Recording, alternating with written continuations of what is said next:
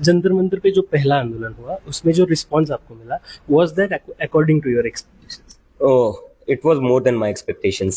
क्योंकि मैं तो ये सोच रहा था कि मुझे तो एयरपोर्ट से उठा लेंगे, लेकिन जाने दिया, आई वाज वेरी सरप्राइज्ड। അങ്ങനെ പറ.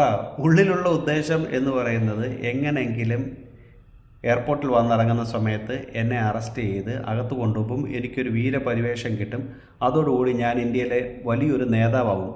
നിൻ്റെയൊക്കെ അപ്പനാണ് അവിടെ നിന്ന് ഭരിക്കുന്നത്, അതാദ്യം മനസ്സിലാക്കുക. നിൻ്റെയൊക്കെ അപ്പൻ്റെ അപ്പൻ്റെ അപ്പൻ്റെ മൂളമുള്ളവനാണ് വെളിയിരുന്ന് ഭരിക്കുന്നത്.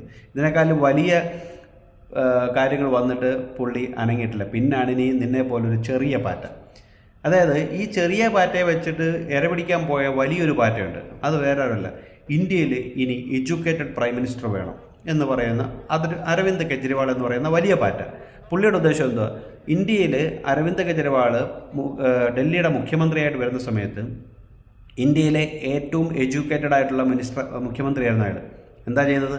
അവസാനം അകത്ത് കുറേ കാലം പോയി കിടക്കേണ്ടി വന്നു. കാണിച്ച തോന്നിവാസം മൊത്തം ജനങ്ങൾ കണ്ടതാണ്. അതിനി എത്ര നിഷേധിച്ചാലും അത് കണ്ടത് തന്നെയാണ്. ഇനി എത്ര രാഷ്ട്രീയ പ്രേരിതമാണെന്ന് പറഞ്ഞാലും തീയില്ലാതെ പുക ഉണ്ടാവത്തില്ലല്ലോ.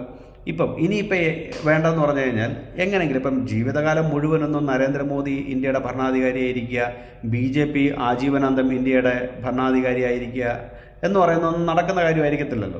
എങ്കിലും ഇവരെല്ലാം കൂടെ ഈ ലോകത്തുള്ള സകല കൂറപ്പാർട്ടികളെല്ലാം കൂടെ ചേർന്ന് കേട്ട് അടുത്ത ഒരു ഇലക്ഷൻ വരുമ്പോഴോ അല്ലെങ്കിൽ ഒരു 5, 10, 15 വർഷമൊക്കെ കഴിയുമ്പം അധികാരത്തിൽ വരുമ്പോൾ രാഹുൽ ഗാന്ധിയെ കൊണ്ട് ഒരു പരിപാടിയും നടക്കത്തില്ലെന്ന് ആർക്കറിയാം?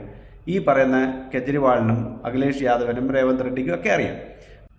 രാഹുൽ ഗാന്ധിയെ എങ്ങനെയെങ്കിലും തള്ളിക്കളഞ്ഞിട്ട് എനിക്ക് പ്രധാനമന്ത്രിയാവണം. രാഹുൽ ഗാന്ധിയെക്കാളും കൂടുതൽ എഡ്യൂക്കേറ്റഡ് ആയിട്ടുള്ള ഒരാളാരാ? കേംബ്രിഡ്ജിൽ പോയി തോറ്റ വ്യക്തിയാണ് ആര്? രാഹുൽ ഗാന്ധി. അതേസമയത്ത് അരവിന്ദ് കെജ്രിവാൾ ഇന്ത്യൻ IT സെക്ടറിൽ ഇൻകം ടാക്സ് ഡിപ്പാർട്ട്മെൻറ്റിലോ മറ്റോ ജോലി ചെയ്തിട്ടുള്ള ഒരാളുമാണ്. അപ്പോൾ പുള്ളി എന്ത് ചെയ്യും? എഡ്യൂക്കേറ്റഡ് ആണ്. പുള്ളിക്ക് എന്താവണം? പ്രൈം മിനിസ്റ്റർ ആവണം. പ്രൈം മിനിസ്റ്റർ ആവുന്ന ഇപ്പോഴേ അതിന് ഇരയിട്ട് കൊടുക്കുക. അതായത് രാഹുൽ ഗാന്ധിയെ കൊണ്ടൊരു തേങ്ങയും നടക്കത്തില്ല, അഖിലേഷ് യാദവിനെ കൊണ്ടൊരു തേങ്ങയും നടക്കത്തില്ല, രേവന്ത് റെഡ്ഡിയെ കൊണ്ടൊരു തേങ്ങയും നടക്കത്തില്ല. ഈ പാറ്റകളെ വെച്ചുകൊണ്ട് എന്ത് ചെയ്യുക? എങ്ങാനും അധികാരം കിട്ടിയാൽ ആ സമയത്ത് എനിക്ക് പ്രധാനമന്ത്രിയാവണം. അതിന് വേണ്ടിയിട്ട് ഞാൻ ഇപ്പോഴേ പരിപാടികൾ നോക്കുക. പക്ഷേ ഒരു കാര്യമുണ്ട്, ഇന്ത്യയിലെ പൊതുജനം അല്ലെങ്കിൽ ഇന്ത്യയിലെ യുവത്വം കാര്യങ്ങൾ മനസ്സിലാക്കുന്നുണ്ട്. ഇവരെന്താണ് കഴിഞ്ഞ പ്രാവശ്യം വന്നത്? ധർമ്മേന്ദ്ര പ്രധാൻ്റെ രാജി വെച്ചോ? അതിനെക്കുറിച്ച് എന്തെങ്കിലും പറഞ്ഞോ? വെച്ചില്ല, വെക്കേണ്ട ആവശ്യമില്ല. ഇതിനേക്കാളും വലിയ സ്കാമുകളൊക്കെ ഇവിടെ നടന്നിട്ടുണ്ട്.